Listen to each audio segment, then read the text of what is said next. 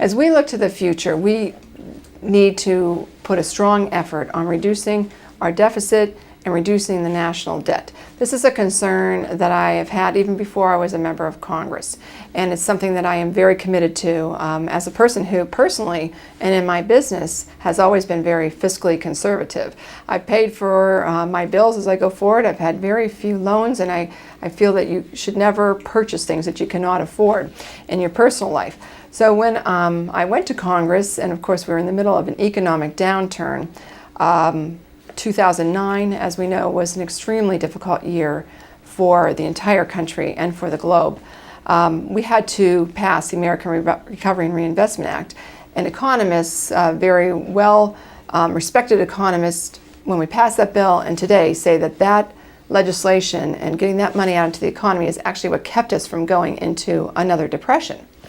But now the crisis has passed. And now we are recovering, although slower than we'd like, we are recovering from a very, very deep recession. Now it's time to look to the future and see how we're going to tighten our belts, how we're going to look at our federal spending and find ways to cut it. I'm very much a proponent of some of the very good fiscal conservative measures that are going on in Congress. One of them is statutory pay-go.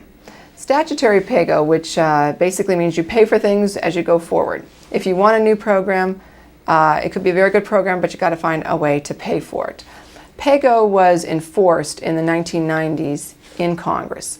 In the year 2000, we actually had a budget surplus, and a great reason for that was because we had pay-go rules enforced. In the 2000s, pay-go was removed from the rules of the House and the Senate and no longer adhered to.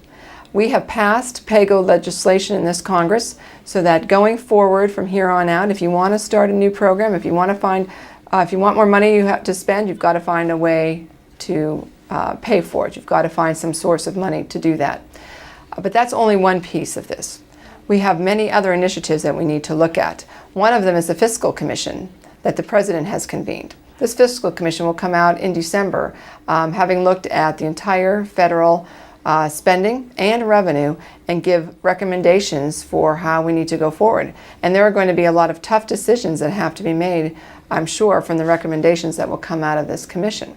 I also am on a number of different pieces of legislation to help us become more fiscally conservative and work on our issue with our debt. One of them is a balanced budget amendment that I'm a co-sponsor of.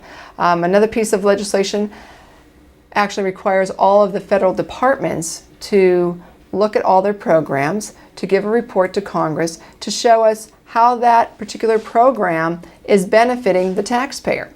Because as we know, often a program gets started and it never gets stopped. Once the program is in place, it's very hard to end that program. And I think there's many that have outlived their usefulness. So we are going to be looking at many, many ways to cut back in our spending, and we need to do that as we go forward for the future of our children. Personally, in my own office, last year I was able to give back $90,000 to the Treasury. Now $90,000 is obviously a drop in the bucket in terms of the entire federal spending.